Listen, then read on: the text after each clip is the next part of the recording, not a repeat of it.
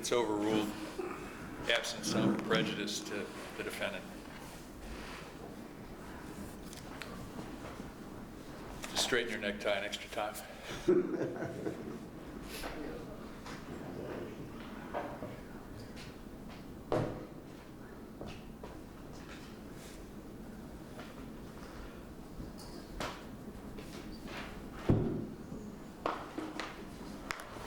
All rise.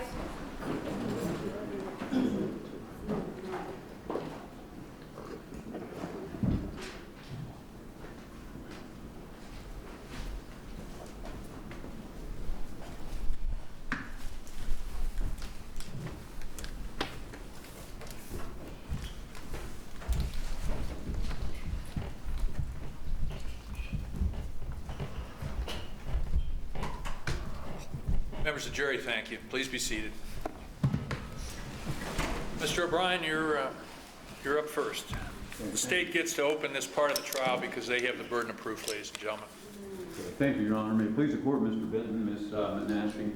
Ladies and gentlemen of the jury, as Judge Fry said a few minutes ago, what I'm about to say is not evidence in the case. It's kind of a preview or a roadmap of what we believe the evidence in this courtroom will show about the events on the date of February 10th of 2018 at 312 Crosswinds Drive, which is a location here in Westerville, Franklin County, Ohio, and about the events that preceded that date and caused two Westerville police officers to go to that address on what was a hang-up domestic violence call.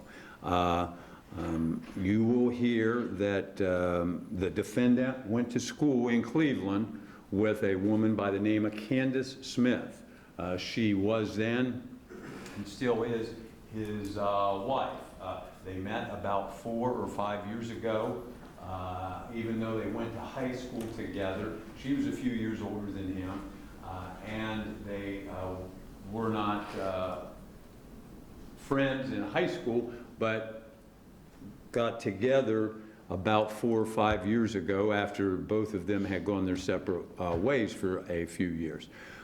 They began dating and then married and had a child who is now, on February 10th of last year, was about 15 months old, a baby girl by the name of Azariah, and during the time they were married, it was a troubled marriage. During the time they were married, in fact, they were separated at the time of this crime, and they had been separated for about a year. He was living with his mother in Cleveland around that time and had attempted to start a course of instruction to get a CDL driving permit.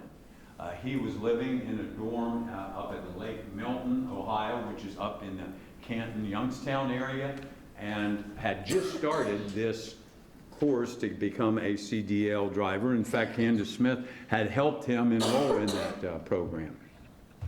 On Thursday, February 8th, he came here to Columbus to visit his daughter and stayed there at the residence on Crosswinds.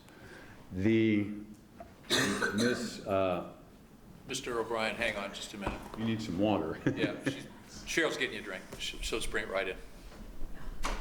She's bringing it. That's all right.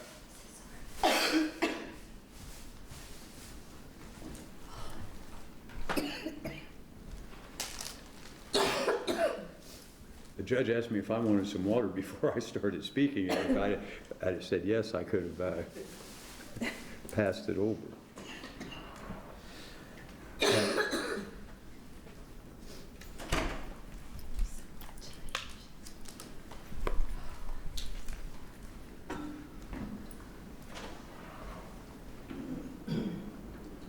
All right, Mr. O'Brien, when you're ready.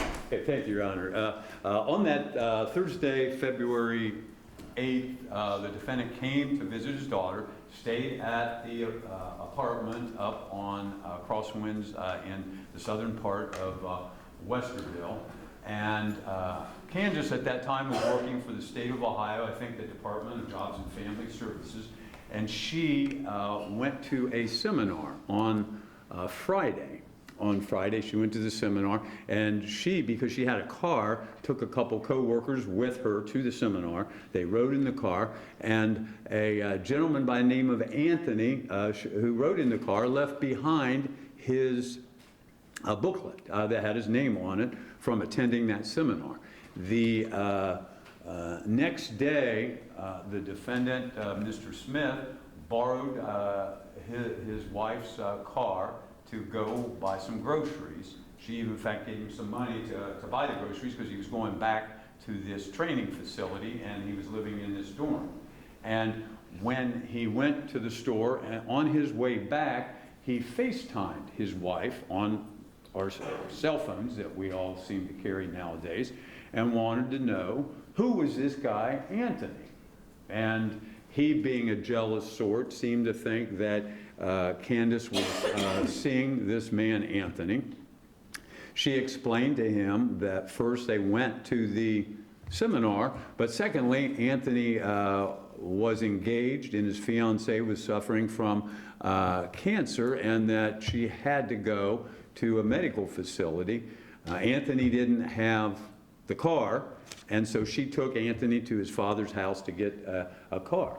But whatever reason, that enraged the defendant. He didn't accept that explanation. He thought something more was going on with this person, Anthony. And when he got back to the residence, he banged the door. Candace was upstairs. She could hear him entering the house. She could tell just from the hang-up call. She had, in the meantime, called the defendant's mother, who she had a good and still has a good relationship with, to explain that the defendant was once again angry, and she was concerned about what he might do next. Well, what happened is when he got in the house, he went to find Candace. He punched her. He then started strangling her. He strangled her to the extent that she urinated her pants. She became partly unconscious, and he was slapping her on the face to get her to come to is the next thing that she remembered. She, in this process, called 911 for the Westerville police to come to the residence. But she didn't want him to know she did it, so it was a hang-up call. The Westerville 911 operator, all they could hear was a woman seeming to cry in the background, and it was a hang-up call. Well, what the Westerville police do when that happens, they call the house to see if there's something going on and why was there this 911 hang-up call. Well, they called back, and it rang once, twice, 3, 4, 5, and 6 times. Her cell phone picked up, and it said, "This is Candace Smith. Please leave a message." So after receiving no answer at the number that had called, the Westerville dispatcher put out that there was a 911 call to 312 Crosswinds, that there was previously some Westerville dispatches to that location for problems, and the responding officers that heard that call were Anthony Morelli, Eric Joering, and Timothy Ray. And all three marked or said, "We will respond to the scene." Well, ironically enough, Officer Joering told Officer Morelli he need not do it because 2 of them were already responding, but Officer Morelli said no, he would go ahead and respond because they like to have 3 officers respond to a scene like that when there had been previous calls to the premises. When they arrived there, what they found was the house, and Officer Ray went around to the back door, and the 2 officers, Morelli and Joering, went to the front door. There were continuing radio transmissions from the officer and the dispatcher. The Officer Joering said, we're at the front door. We haven't found anyone present at the scene. Officer Ray is in the back. Inside that house, however, Candace Smith had convinced her husband, in order to buy some time, that she wanted to smoke a cigarette, and they went into the garage. They were in the attached garage to the residence when the officers arrived, and Candace said that she heard a dog barking outside, and she concluded that the officers were there. Her neighbors didn't have dogs. Officer Joering was the canine officer and had a dog with him responding to the scene that day. The defendant then, with Candace moving into the living room, Candace was concerned about where her 15-month-old daughter was. And she went to try and grab the daughter, brought the daughter downstairs, laid the daughter on a couch. In the meantime, she was aware there's 2 guns in the house. The defendant, in fact, concerned because he had assaulted her, wanted to know where the gun was too, and asked her, and that's how they ended up in the garage, and she used the smoking as an excuse. So the handgun, both hers, which was a .40 caliber Smith & Wesson handgun, semi-automatic, with a clip with shells in both the clip and in the chamber, was in the car. The defendant went and got that gun. He had his own gun, which was a Glock Model 27, .40 caliber handgun, again a semi-automatic, and both those guns were laid next to a sofa, and we'll have crime scene photos so you can see both the entrance to the residence as well as this sofa right next to the door. He laid those guns kind of in the pocket there by the cushion there on the side nearest to the door. And as the officers were knocking at the door, he turned to Candace and said, "You called the cops?" And she tried to explain that she didn't think that she had called the cops. She said, "Your mother, who I was talking to on the phone, called the cops." But the door was partly cracked like that, and the defendant was on this side of the door, Candace on this side, and as the officers said, we got a hang-up call for this location. Is everything okay? Candace blurted out, "He beat me and he has a gun."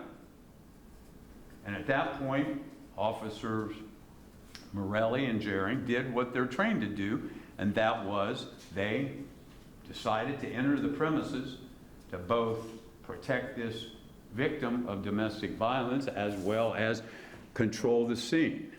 And Officer Joering, upon the arrival at the front several minutes later by Officer Ray, who was in the back, was found with his feet into the residence, shot right here, right between the eyes in the forehead.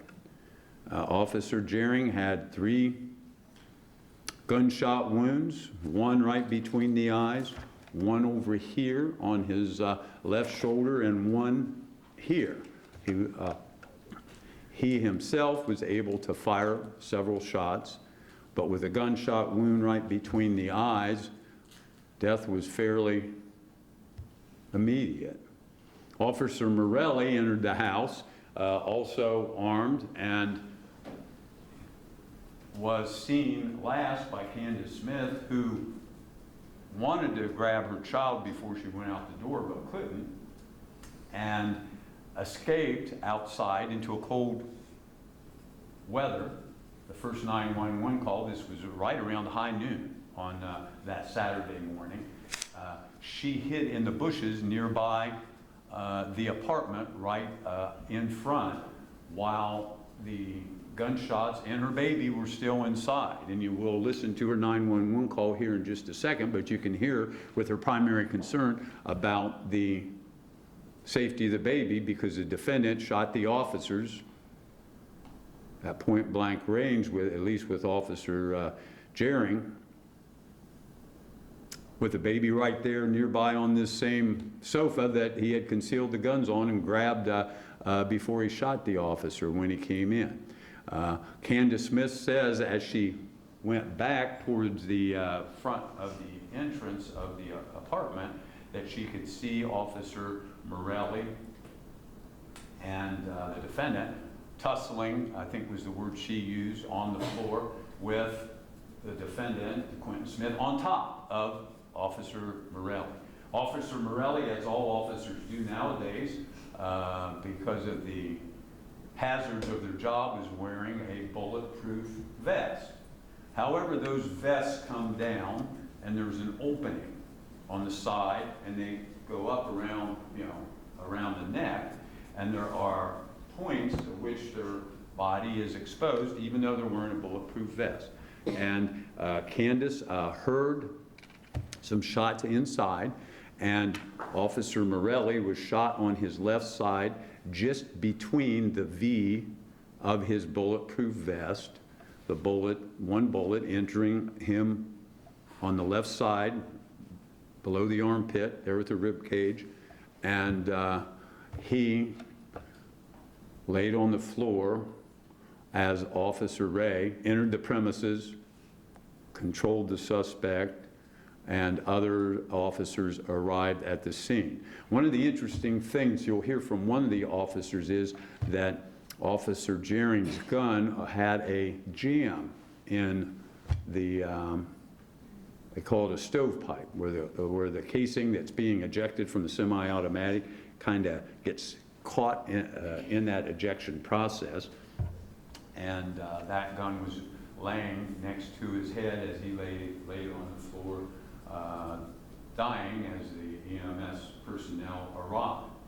Several of the officers tried to give and did give emergency care to both officers, and I think you'll hear from the first responding officers, Pentecost, Betts, Mason, and Ratliff, who was with the Otterbein Police Department, I believe, who responded when they aired over the radio that there had been an officer shot at the scene. All of them arrived, finding the handguns and finding the defendant in the custody of Officer Ray. They entered the premises not knowing what they found. Several went upstairs to clear the scene to make sure nobody else was upstairs.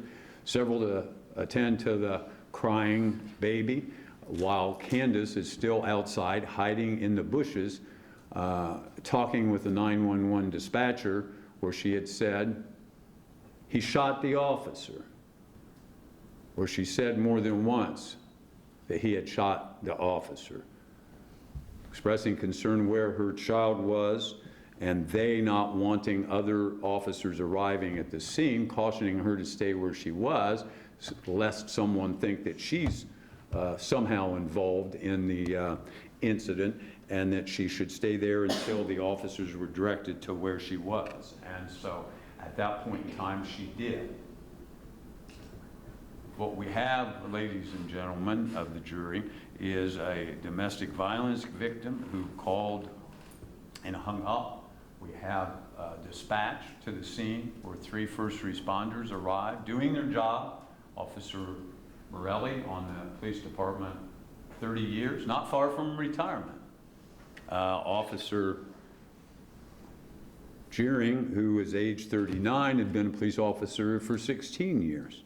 And the indictment in this case alleges that the defendant on that morning around high noon shot and killed purposely Officer Anthony Morelli, who was a law enforcement officer, and he knew he was a law enforcement officer.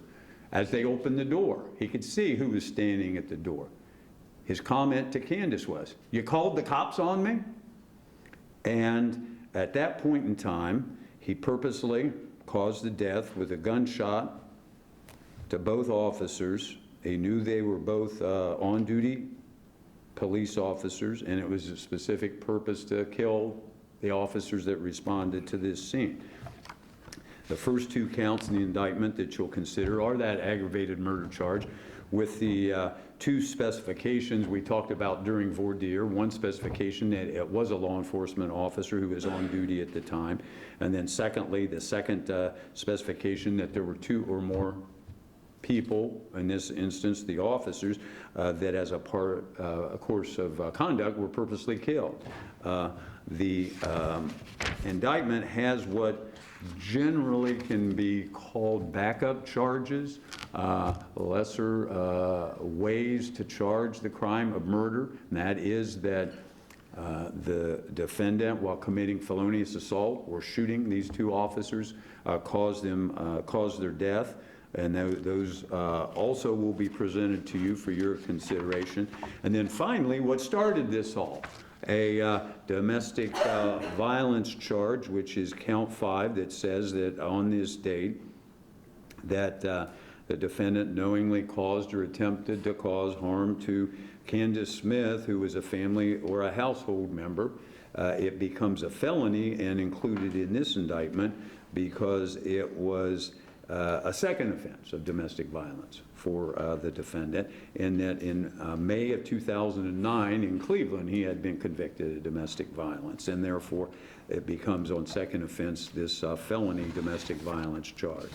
I am going to ask Mr. Lowe if he could play the first 911 call, which should be a hang-up call, the second one, which is the callback, and then the third one, which is the call that Candace made and talk to the dispatcher. 911, what's your emergency?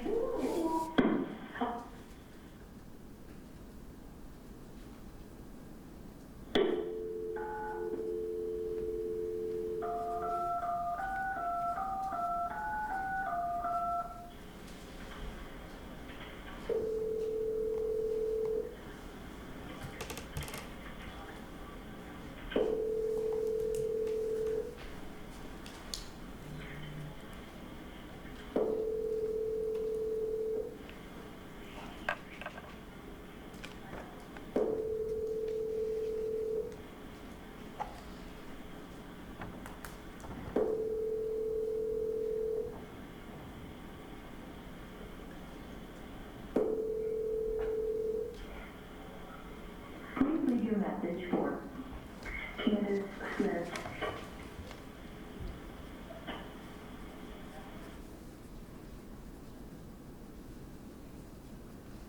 What's your emergency?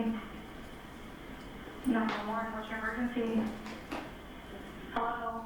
911, what's your emergency? 911, what's your emergency? Please help, please help, please help. What's wrong? Tell me what's wrong. He's not the police officer. Your husband did it?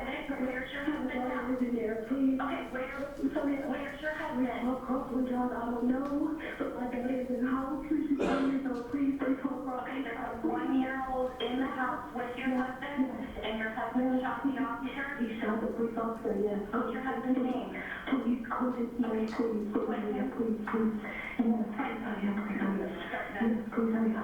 Okay. Where are you now? Are you in the house? I'm hiding in the bushes. In the bushes? Where in the bushes? Please. The wife is hiding in the bushes.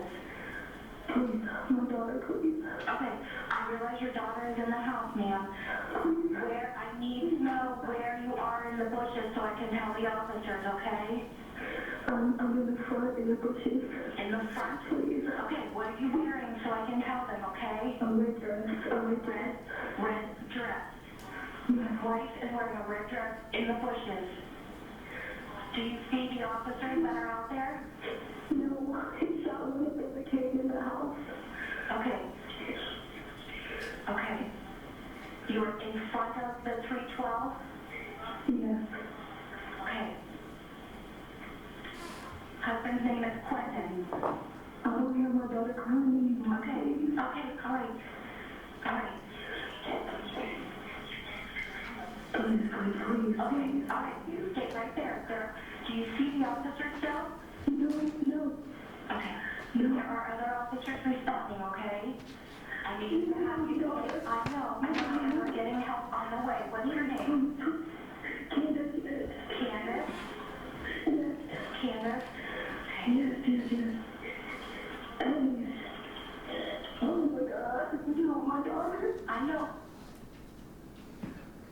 Those 3 911 calls, we'll talk a little bit later about when they're presented here in court. But the first one, the hang-up call, came in at high noon and 17 seconds. The second call came in at 12:02. So only 2 minutes between the callback where the people at Westerville tried to find out why this call was a hang-up call, identified it as a place they had been called to before, and that there had been issues. And at 12:10, 8 minutes later, Officer Joering says he arrives at the premises. About the same time, Officer Morelli says he arrived at the premises, and Officer Tim Ray as well. Officer Joering radios in at 12:12, 12 minutes after the original call. He's knocking at the door, and then Officer Ray, a minute to a minute and a half later, says, shots fired, officer down. It's only a minute later that we heard Candace on her call say, my husband just shot a police officer. The example I think Mr. Lowe gave during voir dire this morning about we can't tell what's in somebody's mind other than looking at the surrounding circumstances and how they act. And here in this case, the state submits that the evidence will show that the defendant, it wasn't an accident that he shot Officer Joering between the eyes. It wasn't an accident that he shot Officer Morelli right in the crease of his vest. That it was a purposeful act designed to kill both of those officers. He knew they were officers. They were in uniform, and he expressed that to his wife as they were knocking at the door. What? You called the police on me? Several months later, on April 30th of this year, about 8:30 at night, Deputy Carmen, who works for the sheriff, was having a conversation with an inmate there in the county jail, and the conversation dealt with guns. And the inmate, Brian Hill, was asking questions of Deputy Carmen about some guns. And the defendant, Quentin Smith, was in this same general area, housed nearby, and he decided to join the conversation and explains or comments to Hill. He doesn't know anything about guns. He only messes with .380s and .22s, talking about the deputy. At which time Hill said to the defendant, "You don't either," telling the defendant he doesn't know much about guns either. And Deputy Carmen wrote down what the response was by Quentin Smith on April 30th of this year, again telling us where he comes from on these issues. He says, Deputy Carmen says that Quentin Smith commented to Hill, "Well, you better check my case because I am surgical with them." And the evidence will show he was surgical with that Glock 40 caliber Model 27 semi-automatic handgun on February 10th of 2018, shortly after noon. And he surgically, between the eyes, murdered Officer Joering. And surgically, using that same handgun, he found the one place that Officer Morelli's vest made him vulnerable. And him shooting those two officers purposely caused their death. You'll hear about their wounds from the coroner's office, who will testify. As you might suspect in this kind of case, the crime scene search unit responded. We'll have dozens of photographs of the scene, and at the autopsy, blood was collected, DNA was done. We will have what are generally called stipulations, where both sides agree that certain information is evidence is established without calling a witness. But after we call about those 12 or 14 witnesses in our case, and after you hear all the evidence, the state would expect in closing argument, after all that evidence, to submit to you, we have proven our case, we've proven it beyond a reasonable doubt, and we will have proven that the defendant was guilty of aggravated murder of the two officers, guilty of murder of the two officers under another statute, and also guilty of domestic violence. And all these crimes happen here in Franklin County, given this court jurisdiction to hear the case. So thank you for your attention. Your Honor, I had no other. Thank you, Mr. O'Brien. Mr. Benton, are you going to use any electronics? Yes, Your Honor, I'm going to use this evidence card that the court made. Turn that on.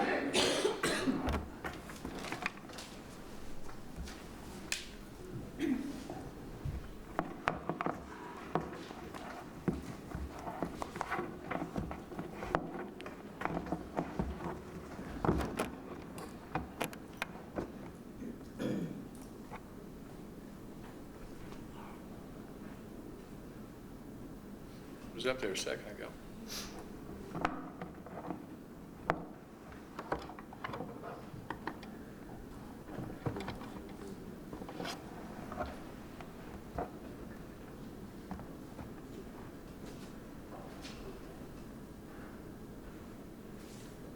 Here we go. Thank you. Do you want the lights dimmed, or is it okay where it is? That's fine, Your Honor. All right. It pleases on the report to Mr. Smith, Mr. Nashi, Mr. O'Brien, Mr. Lowe, ladies and gentlemen of the jury, good afternoon to you. Good afternoon. This is a case that involves a day that unfolded on February 10th, 2018, about 12 o'clock noon. It was a day that Officer Morelli, Officer Joering, Officer Ray, and Quentin Smith never anticipated nor ever planned. It's a day that unfolded in a very rapid succession that you will hear about over the course of several days. And though the presentation occurred over the span of several days, the critical incident that occurred that you're going to focus on occurred like this. And it's within the span of that moment, lives were changed forever. And I want to focus on that brief moment in terms of what the evidence will be as it unfolds during the course of this trial.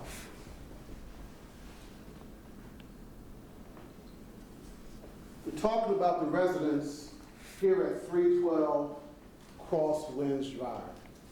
You hear a lot about that residence. You'll see photographs relative to that location, and you'll hear about the rapid succession of events that unfolded in a moment of chaos, panic, and crisis.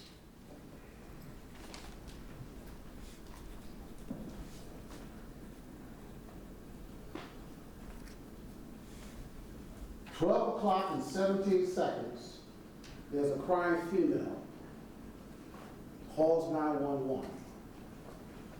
Then the call disconnects. You've already heard it indicated that female who called was Quentin Smith.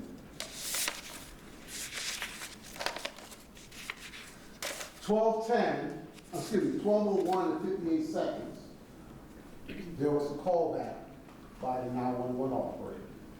And their training is that when you have a 911 call that hangs up, you respond because you don't know what's going on.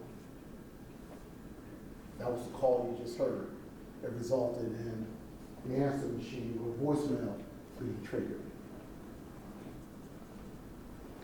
12:04 and 42 seconds, the dispatcher sends out Officer Morelli, Officer Joering, and Officer Ray.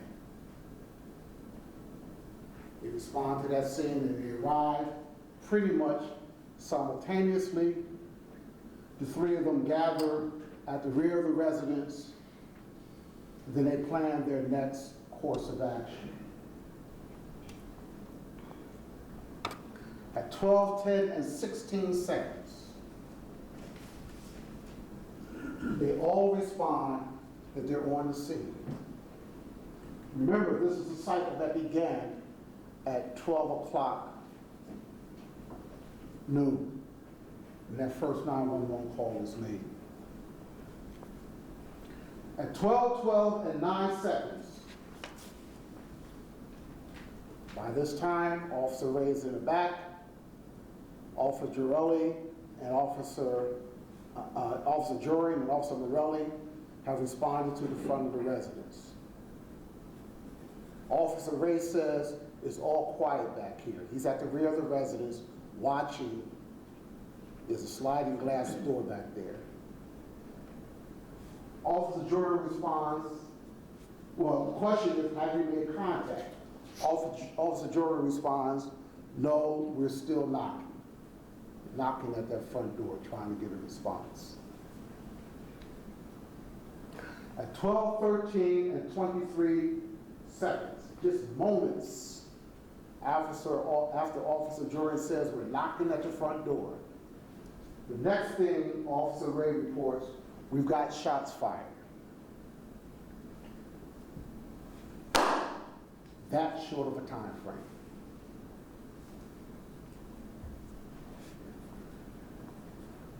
The total time frame that we're going to focus your attention on are those 74 seconds. You hear testimony that within that time frame, 10 shots were fired.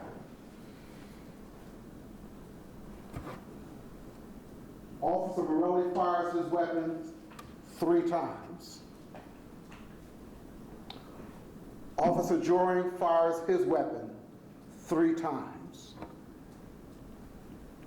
Quentin Smith fires his weapon 4 times.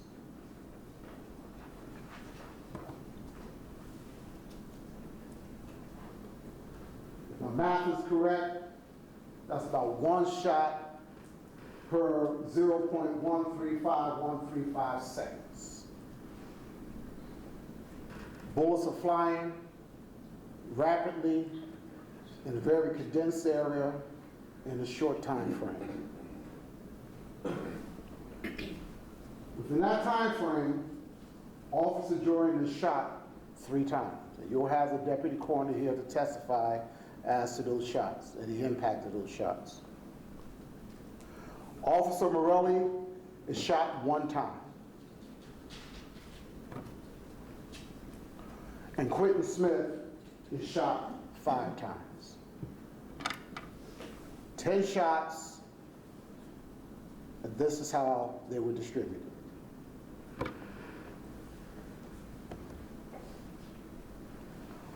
All of this took place within the living room area of that apartment. This is a very small area. Back towards this sofa will be where the front door is. Slightly to the right will be a set of stairs that leads upstairs, that goes up. Towards the back, in this right hand, is a kitchen area where the back door is located. It is a small room that has not only furniture, a lot of toys. As you can see, that big playpen that's sitting in there. 3 men in a confined, congested area where 10 shots are fired. Again, all within the rapid time frame of 74 seconds. Now, the evidence will show that this was an unexpected event. The evidence will show that this was an unforeseen event. The evidence will show that this was a very tragic event.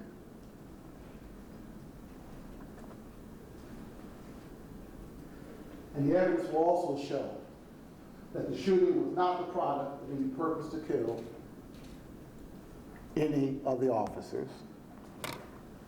This was a spontaneous eruption of events that unfolded within 74 seconds, resulting in a tragic and an unexpected ending. Again, February 10th, 2018 started out like any other day.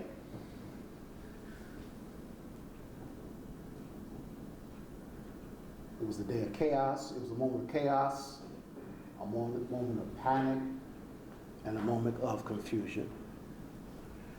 At the conclusion of this case, we're going to come back and we're going to talk to you in greater detail about what all this means, what the facts show occurred on that particular day, how those facts and how that evidence relates to the verdict that you will ultimately decide at the conclusion of this trial. We ask simply that you keep an open mind, that you be fair to both sides, and attentive to the presentation that is made so that you can be comfortable that you've made a just and a proper verdict. Thank you very much. Thank you, Mr. Benton. Members of the jury, it's a little after 4:30. We're going to break for the evening now. Please remember the rules. When you go home, don't speak to anybody or try to find out anything in the media about the trial or the case. Otherwise, get a good night's sleep, and we'll pick up at 9 o'clock tomorrow morning. Thank you for your attention. It's been a long day. We appreciate your hard work. Have a good evening.